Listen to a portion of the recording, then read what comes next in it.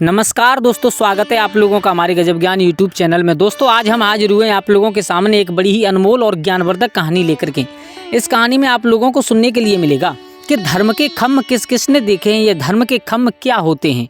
अगर दोस्तों आप लोगों ने देखे हैं तो कमेंट बॉक्स में ज़रूर लिख करके बताइएगा, और अगर नहीं देखे हैं तो कमेंट बॉक्स में जय माँ लक्ष्मी लिख करके कहानी को पूरा सुनिए। आज हम आपको दिखाते हैं इस कहानी के माध्यम से।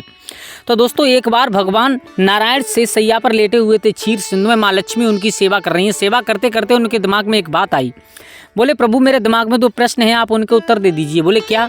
बोले पहला प्रश्न तो ये है कि ये पृथ्वी किसके ऊपर टिकी हुई है, ये धर्म के खम्भ क्या होते हैं।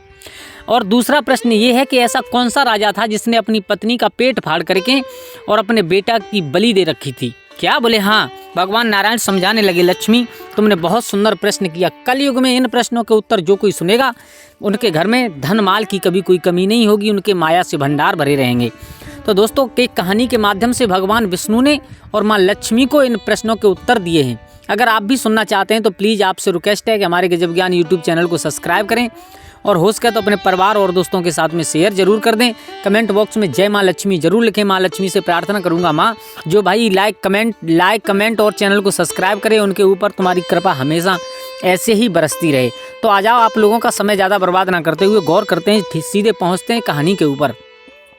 कि माँ लक्ष्मी ने जब इतनी बात पूछी तो भगवान नारायण कहने लगे, लक्ष्मी ध्यान दे करके सुनना है, मैं तुमको एक कहानी के माध्यम से बताऊंगा, लेकिन बताऊंगा जब आप मुझसे वादा करोगी कि आपको पूरी कहानी सुननी है। बोले हाँ प्रभु मैं वादा करती हूँ, जब तक कहानी पूरी नहीं होगी मैं आपकी इस कहानी को छोड़ नहीं सकती, आपकी पूरी कहानी को सुनूंगी। तो भगवान नारायण समझाते हैं, लक्ष्मी जो तुमने आज मुझसे प्रश्न किया है, यही प्रश्न एक बार सुमेर पर्वत पर तो भगवान भोले बाबा मैया पार्वती बैठे हुए थे।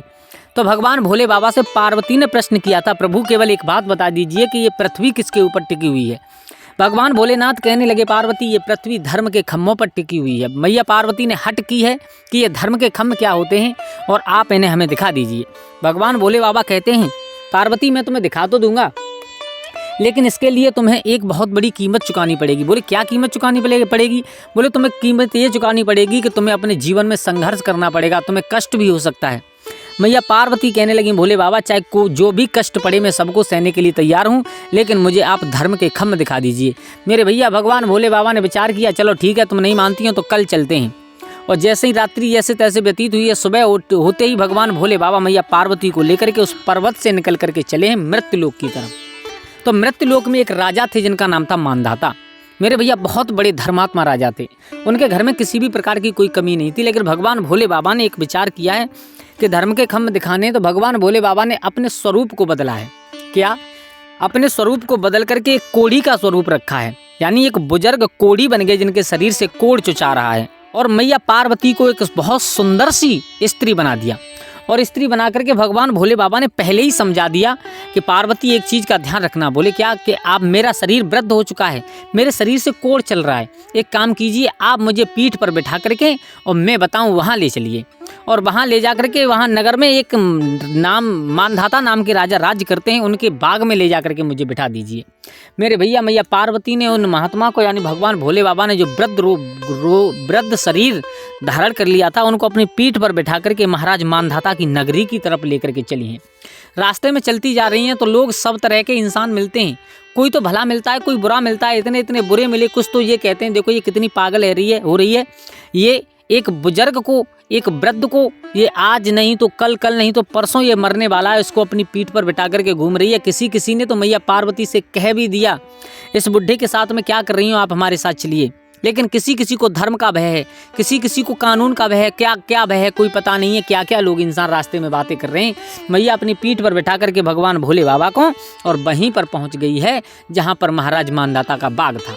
मेरे भैया जैसे ही महाराज मानधाता के बाग में कदम रखा है भगवान भोले बाबा मैया पार्वती ने, तो काफ़ी समय से वो बाग सूखा पड़ा था। और जब वो बाग सूखा पड़ा है, भगवान भोले बाबा के कदम पड़ते ही वो बाग पूरी तरह से हरा भरा हो गया। कुआं सूखे पड़े थे, उन कुआं में पानी आ गया है। महाराज मानधाता को मालूम पड़ा है तो महाराज मानधाता नंगे पैरों और आरती की थाली लेकर के उन संत और वो स्त्री जो साथ में थी, यानी भगवान भोले बाबा मैया पार्वती जो दोनों साथ में थे, उनके पास में आए हैं। और पास में आकर के उनकी आरती उतार करके उन्हें एक उच्चा आसन दे करके बिठा लिया। भगवान नारायण समझाते हैं, लक्ष्मी ध्यान देकर के सुनना, जब भगवान भोले बाबा को उच्च आसन देकर के बिठा लिया, बहुत अच्छी तरीक़ा से रानी और राजा दोनों ने उनकी सेवा की है। और सेवा करने के बाद तब कहा है, आप पता नहीं, मैं नहीं जानता आप भगवान हो कौन हो, लेकिन मेरे लिए आप भगवान हो। आपने जिस समय से मेरे बाग में कदम रखा है, ये न जाने कितनी सालों से बाग सूखा पड़ा था और इसमें कदम रखते ही ये बाग हरा भरा हो गया है। आप एक काम कीजिए, आप मेरे साथ मेरे नगर की तरफ चलिए। भगवान भोले बाबा कहने लगे, हम तुम्हारे साथ नगर में नहीं जा सकते। तो वो मानदाता कहने लगा है, प्रभु अगर तुम मेरे साथ नगर में नहीं जा सकते तो मैं आपकी सेवा कैसे कर सकता हूँ, क्या कर सकता हूँ आपके लिए। आपके शरीर में ये जो कोढ़ चुचा रहा है, ये कोढ़ित रोगी शरीर है आपका, इसका इलाज मैं करा दूँ तो।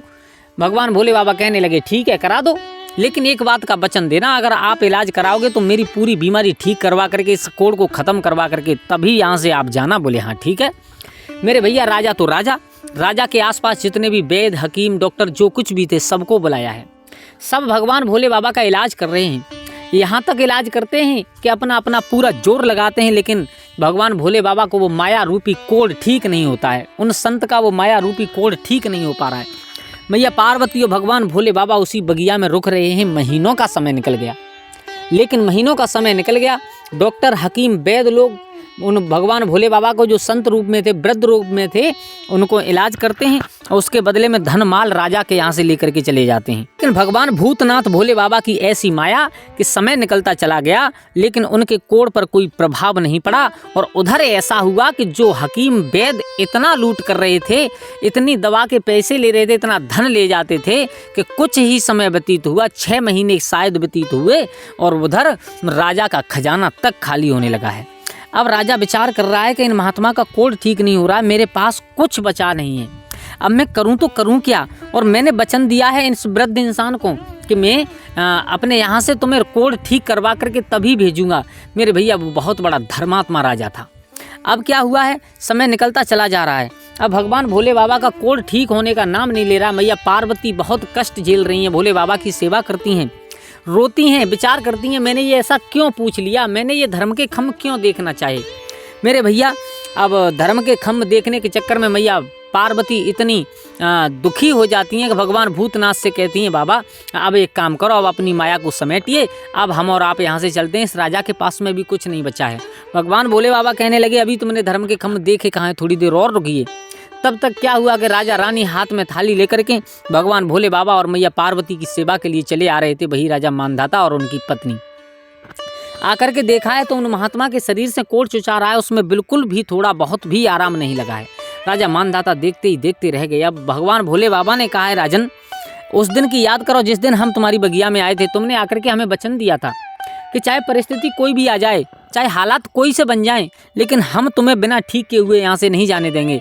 तो अब हमें एक बात बता दीजिए, अब आप हमारा कोढ़ ठीक करवाओगे या हम जाएं यहाँ से। राजा मानदाता पैरों में बैठ गए, बाबा जी माफ़ करना मुझे, मैंने पूरी कोशिश की, जितने भी बढ़िया बढ़िया अच्छे अच्छे हकीम वैद डॉक्टर थे मैंने सबको बुला करके अच्छे से अच्छा तुम्हारा इलाज कराया, लेकिन तुम्हारा कोढ़ ठीक होने का नाम ही नहीं ले रहा है। अब आप ही बताइए हम करें तो करें क्या, कहाँ जाएं हम। भगवान भोले बाबा कहने लगे, मानदाता अगर तुम मेरी बात मानो तो मेरा कोढ़ अब भी ठीक हो सकता है। बोले क्या? बोले हाँ। बोले बाबा मेरे पास कुछ नहीं बचा है, मेरा खजाना तक खाली हो गया है, अब मैं करूं तो करूं क्या, कोई बात समझ में नहीं आ रही है। भगवान भोले बाबा बता रहे हैं, सुनिए अगर आप हमारा कोढ़ ठीक करवाना चाहते हैं तो आपको एक उपाय करना पड़ेगा। बोले क्या उपाय करना पड़ेगा? बोले आपको उपाय ये करना पड़ेगा कि आप अपने बच्चे को काट करके उसका खून मेरे ऊपर चढ़ा दीजिए, तो मेरे इस कोढ़ की बीमारी बिल्कुल ठीक हो जाएगी। मानदाता के आंसू निकल गए, पसीना आ गया, रोए खड़े हो गए। बोले बाबा जी तुमने मांगा तो मांगा क्या? वो चीज़ मांगी जो मेरे पास है ही नहीं। अगर मेरे पास बाबा एक बेटा भी होता तो इस तुम्हारे कोढ़ को ठीक करने के लिए मैं उसको भी काट देता।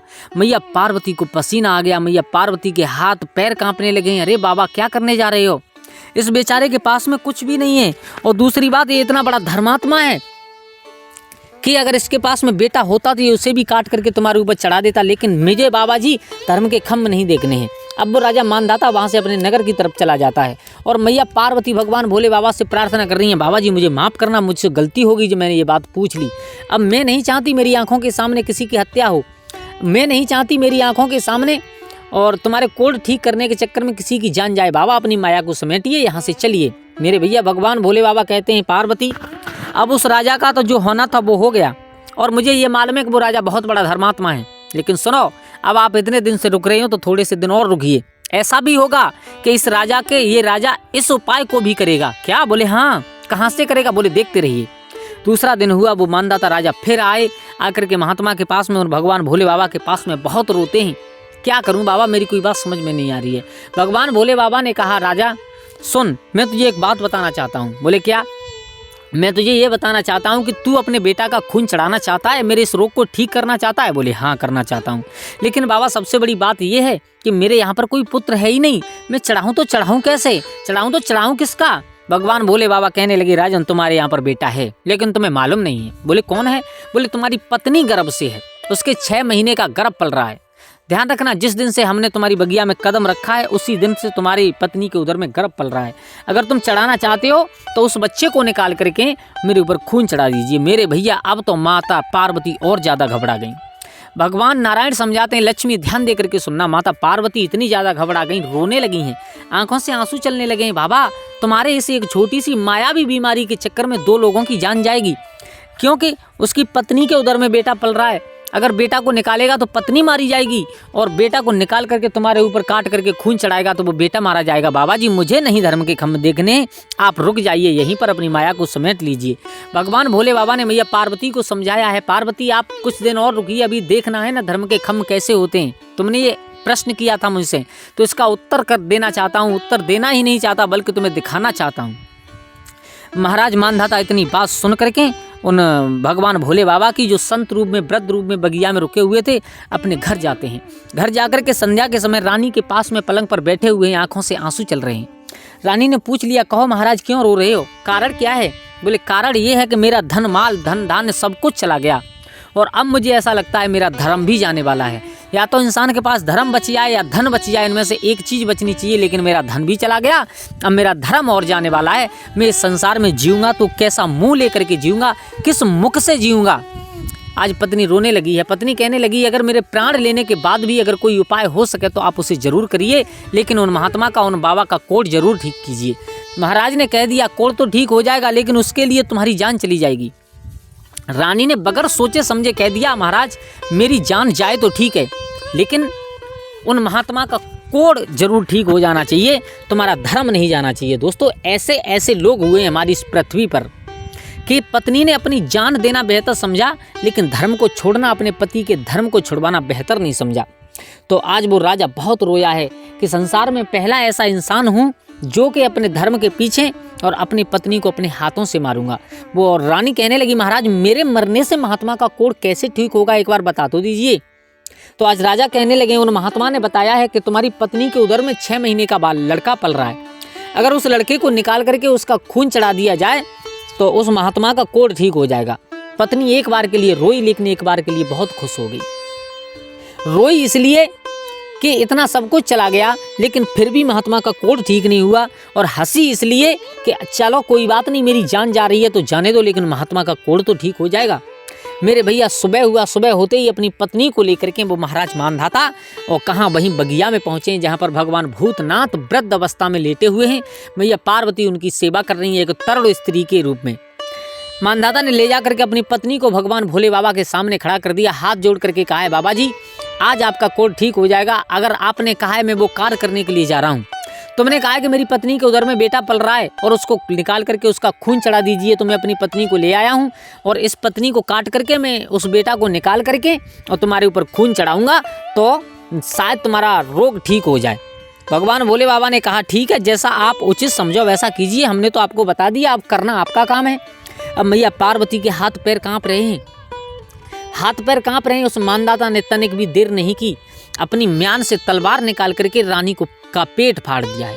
मेरे भैया पेट फाड़ने के बाद उसके उदर में जो 6 महीने का बच्चा पल रहा है, उस बच्चे को निकाल करके उस बच्चे का खून जैसे ही भगवान भोले बाबा के ऊपर चढ़ाया, उसी समय भगवान भोले बाबा प्रकट हो गए, अपने असली स्वरूप में आ गए। मैया पार्वती अपने असली स्वरूप में आ गई। राजा मानधाता ने देखा तो आंखें फटी की फटी रह गई। बोले भोले बाबा आप? बोले हाँ। बोले तो आप मेरी परीक्षा ले रहे थे? बोले हाँ। बोले ये कैसी परीक्षा है?